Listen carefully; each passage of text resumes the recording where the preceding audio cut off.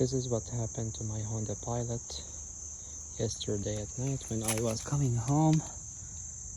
It started to leak so hard. I have a video at night, and like the water exploded, the coolant water exploded and splashed everything.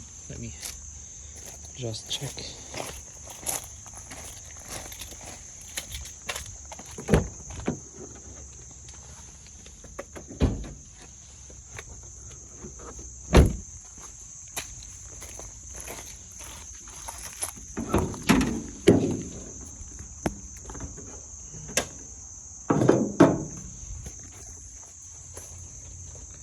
This is what happened. It was like a very clear at the maximum level. The water was very nice. Then something happened. I heard a noise.